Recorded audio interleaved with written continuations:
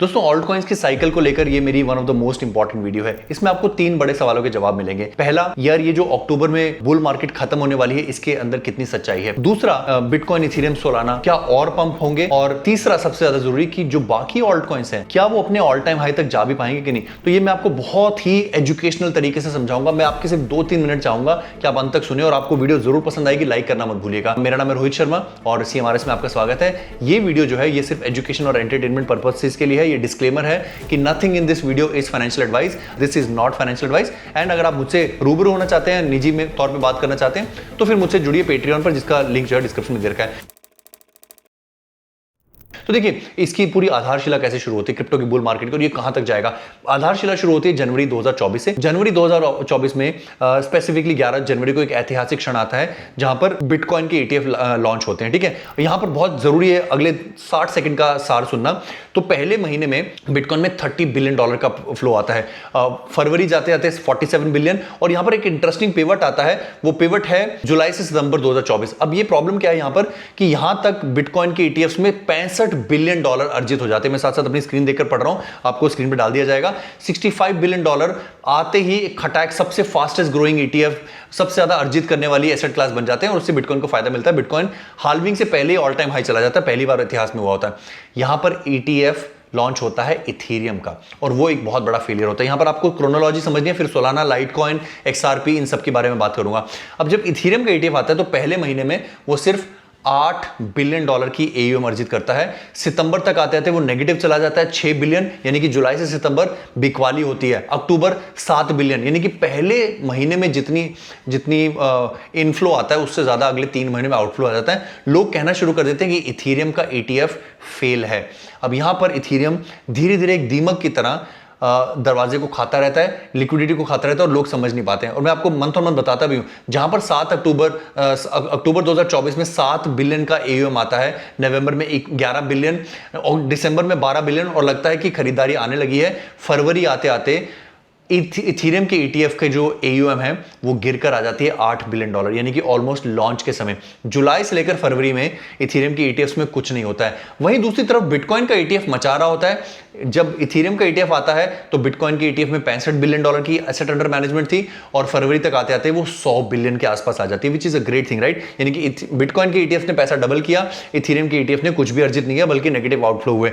इसी के चलते बिटकॉइन की डोमिनेंस 70% के आसपास तक चली जाती है क्योंकि पैसा बिटकॉइन में आ रहा है, इंस्टीट्यूशनल पैसा। अब यहां पे इथेरियम गियर बदलता है। इथेरियम मार्च, अप्रैल, मई, जून में भी रोता रहता है, बल्कि मई आते आते तक भी उसकी asset under management in the ETFs $9 billion ही रहती है। और यहां पर जुलाई में कुछ करिश्मा होता है, एक नए कैटलिस्ट उसको मिलते हैं, टॉम ली, जिनकी कंपनी बिटमाइन और फिर एक दूसरी कंपनी शार्पलिंक और फिर एक तीसरी कंपनी, सब आकर कहते हैं कि यार हम इथेरियम खरीदेंगे। और सडनली रिटेलर्स में भी इथेरियम के ETFs के लिए जागरूकता बढ़ जाती है। 2 या 3 कैटलिस्ट, 2 या 3 प्राइवेट कंपनियां जैसे ही आकर कहती हैं कि इथेरियम खरीदेंगी, ETFs फ्लडगेट्स खोल देते हैं। जून में 10 बिलियन AUM, जुलाई में $21 बिलियन की एसेट अंडर मैनेजमेंट और इस समय सितंबर में $24 बिलियन की एसेट अंडर मैनेजमेंट है। मोस्ट इंटरेस्टिंग पार्ट जो अपनी स्क्रीन पर आप ये चार्ट देखेंगे वो है बिटकॉइन के ETFs की एसेट अंडर मैनेजमेंट है करीब करीब 140 बिलियन। इथेरियम के ETFs की एसेट अंडर मैनेजमेंट है करीब करीब $24 बिलियन। इस समय इथेरियम जो है वो ऑलमोस्ट 20% ऑफ बिटकॉइन ETFs की एसेट अंडर मैनेजमेंट के बराबर आने वाला है, यानी कि वो बिटकॉइन के बराबर खड़े होने की कोशिश कर रहा है, 20% आ गया है। क्या इथेरियम के ETF बिटकॉइन के ETFs के मुकाबले 50% तक आएंगे? यहां पे आपस में एक दूसरे से प्रतिस्पर्धा नहीं है। हो सकता है कि बिटकॉइन के ETF 200, 300, $400 बिलियन की AUM कर लें और इथेरियम के ETF जो है वो 50-100 तक चले जाएं and they can still compete with each other while getting the new money.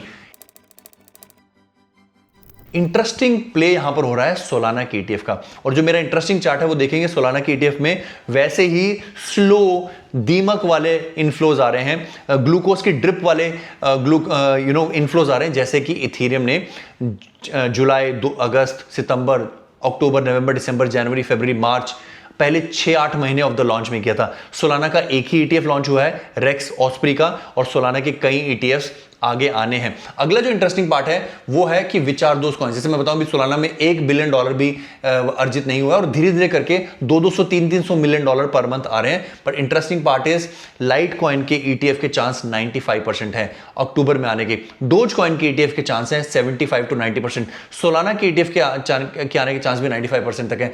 XRP के और दर्जनों ETFs के आने के चांसेस हैं।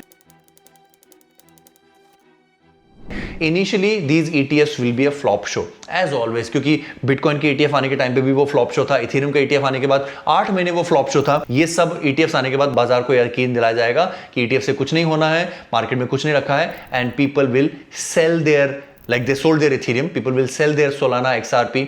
एंड जो मैंने आपको स्टार्टिंग में कहा कि ये मार्केट कितनी लंबी जाने वाली है और ऑल्ट कॉइन्स का क्या होगा, ये मार्केट इतनी लंबी जाएगी कि जब तक ये ETFs लॉन्च होंगे अक्टूबर नवंबर दिसंबर में, तब तक मार्केट इनको राइट ऑफ कर देगी, इनसे इंटरेस्ट गवा देगी, लोग इनको बेच के प्रॉफिट बुक करने लगेंगे। एंड देन जनवरी फरवरी मार्च अप्रैल अगले साल में इनमें जो रॉकेट फ्यूल डलेगा, because institutions buy when nobody is buying. BitMine, SharpLink, इन सब ने इथेरियम को तब खरीदा था जब आप और मैं उसको गिव अप कर चुके थे। That's the best lesson. अगर आपके अकाउंट में, आपके बैग में ऑल्ट कॉइन्स हैं जिनके मैंने नाम लिए या जिनके ETFs आने वाले हैं, उनको ऐसे करके रखो, क्योंकि ये बुल मार्केट बहुत लंबी जाने वाली है। और ये चीज मैं पिछले 2 साल से कह रहा हूं। अगर आपको मेरा तर्क, मेरी सोच, मेरा स्टाइल, मेरी प्लानिंग अच्छी लगती हो तो वीडियो को लाइक करना मत भूलना, अपने दोस्तों से शेयर करना, और सबसे जरूरी अपने माता पिता का ढेर सारा ख्याल रखना, क्योंकि वो ऑल्ट कॉइन नहीं है, वो मेन कॉइन है, वो बिटकॉइन से भी बेहतर है। धन्यवाद। जय हिंद।